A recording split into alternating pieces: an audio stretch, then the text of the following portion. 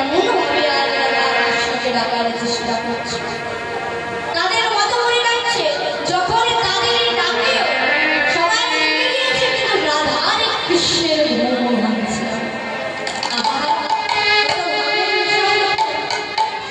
সবাই উঠে পড়েছে, কিন্তু রাধার কৃষ্ণ এখনো বিলাস করতে সবাই মিলে বলছে,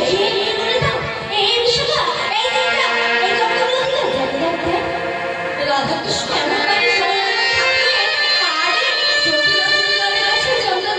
মুখ দেখাতে পারবো না রে। সবাই মিলে আমরা রাধার কৃষ্ণের জীবনটা মনটা ভাঙিয়ে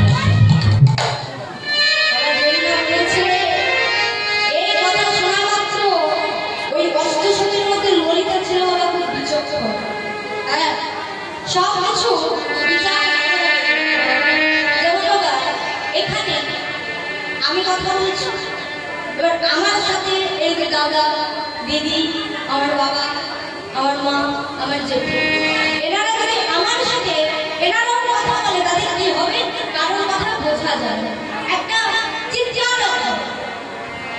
তখন রাধার কৃষ্ণের ঘুম ভাঙানো নিয়ে অষ্টসখী চিৎকার করছে। ললিতা বলছে,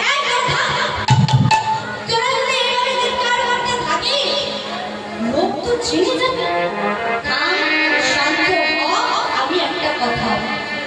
মা একটু আসতে আসতে, তবে যেই না বলেছে ললিতার কথা শুনে তাহলে আমরা রাধা কৃষ্ণকে ঘুম ভাঙাবো না, তারা কি আমি জানবে না? বলে জাগবে জাগবে। ললিতা বলেছে, বিশাখা, রাধা কৃষ্ণের যুবক এত বড় ভজনের জিনিস, এইভাবে যদি আমরা হট্টগোল করে তাদের ঘুম ভাঙাতে যাই, তাদের ভজনের কথা আমরা এতজন মিলে যাব না। আমরা একটা কাজ করি, আমরা আজ রাধা কৃষ্ণের জীবনটা প্রথমে তাহলে তোরা কে যাবে? সবাই বলে না, আমরা প্রথমে যাবো না, আগে ললিতা তুই যা। ললিতা ললিতাকে দেখলেন। ললিতা গোবক্ষ জানালা দিয়ে করে মুখটা বাড়িয়েছে।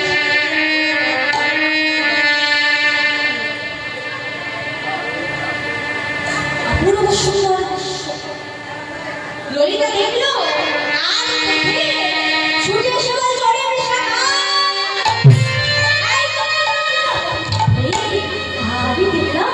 আমি দেখলাম জানো,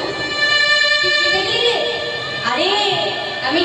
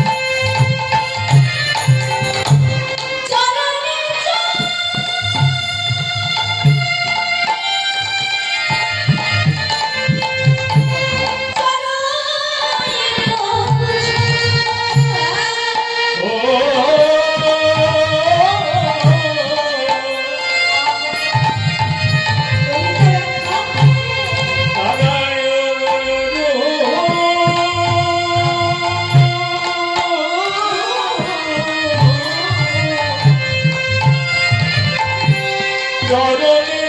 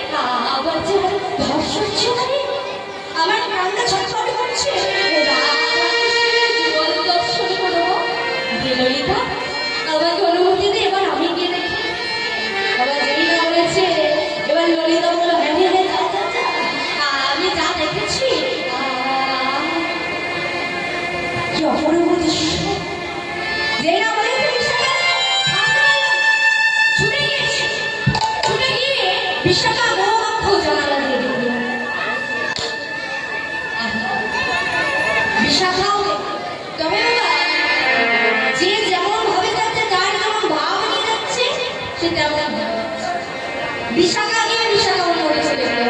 বিশাখা যেটা দেখলো, বিশাখা দেখে সে সাতটা সখী হয়ে বলছে, আমি কি দেখলাম না জানো? এটা একটা হলো কেদার। সে কেদার আগের উপরে বলছে, আমি কি দেখলাম না জানো? ওরে শোন শোন, আমি কি দেখলাম?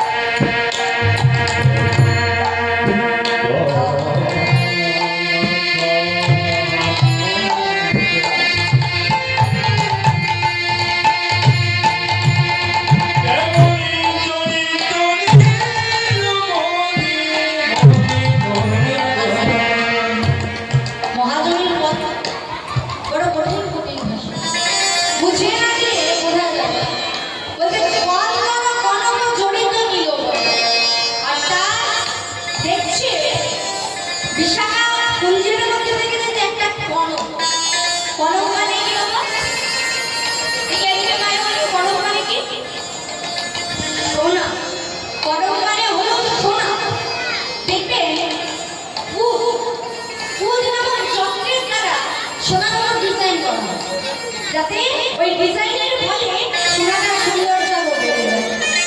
ঠিক তখন বিশাখা দেবী মণিকণা কনক জড়িত নীলমণি, অর্থাৎ সূর্যের মধ্যে কনক মানে সোনা নীলমণিতে জড়িয়ে ধরে যাচ্ছে।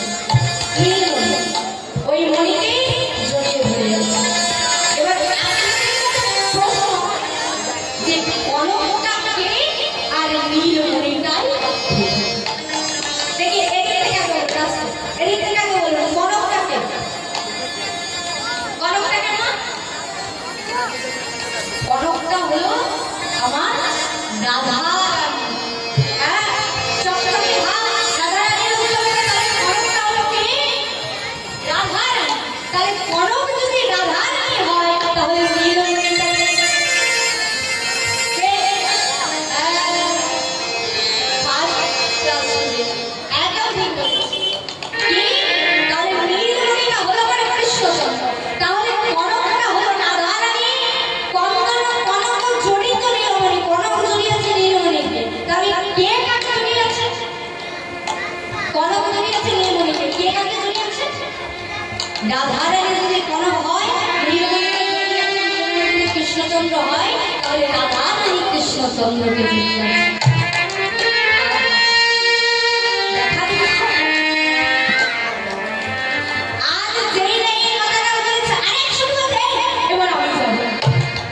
যার নাম হলো চম্পকলতিকা।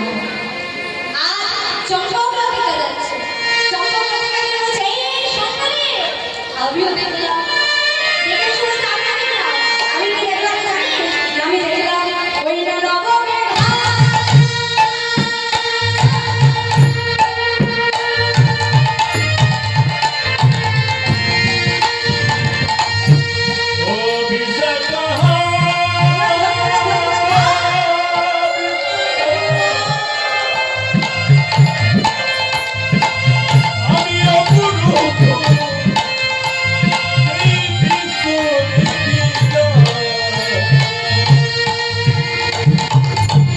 নবমেঘ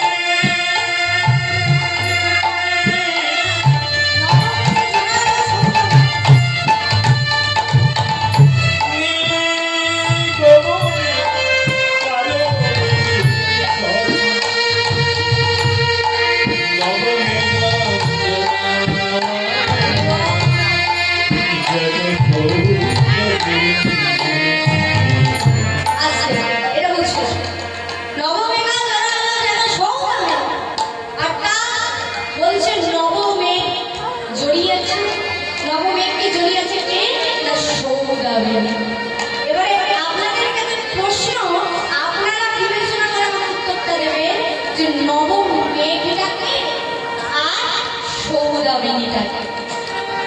কেমন নবমেঘকে কার গান বলব?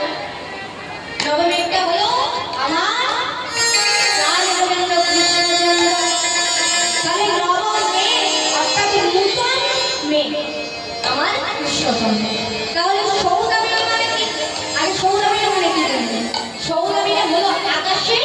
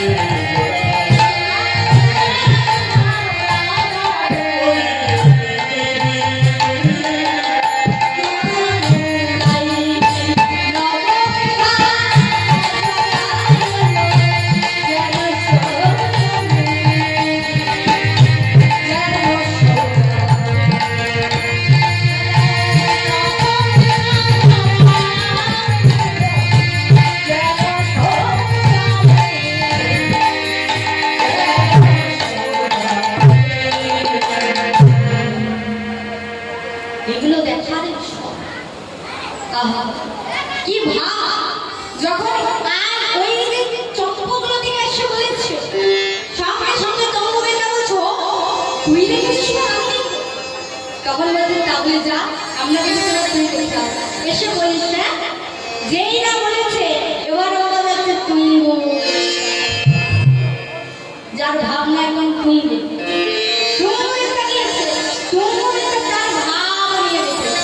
তবে তুঙ্গুরিটা দেখার আগে আছে জানিস তো ললিতা দেখেছিস বিশাখা দেখেছিস সম্পূর্ণ দিকে এক দেখেছি এবার আমি আমার মতো করে দেবো বলেছি তাই দেখে যেই না বলেছে এবারে যাচ্ছে কে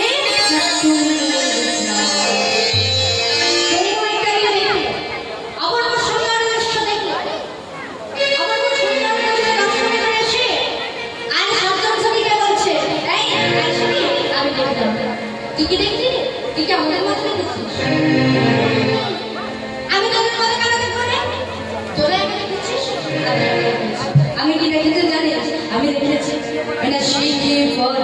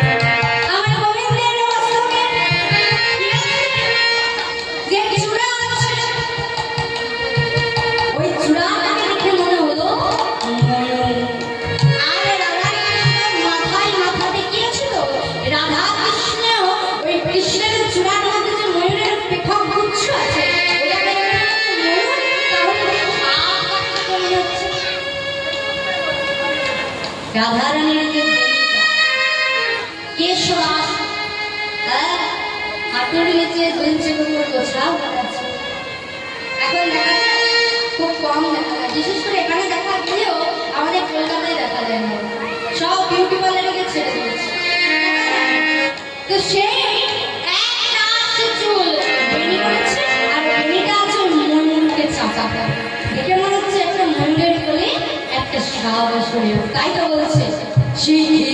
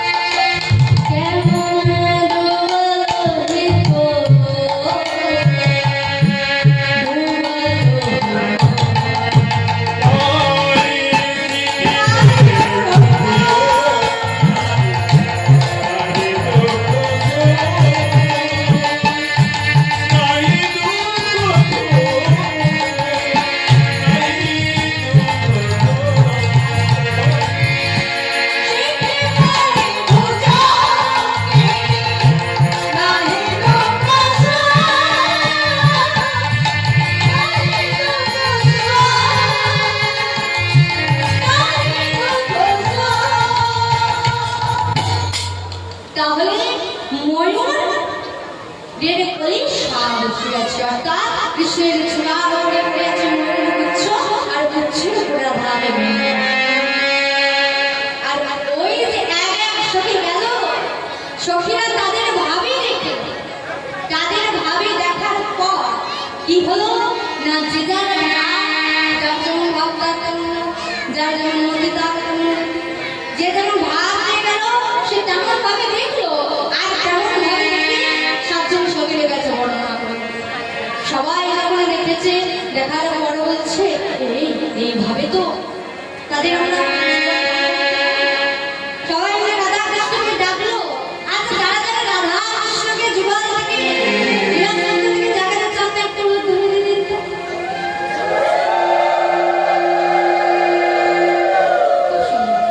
তাহলে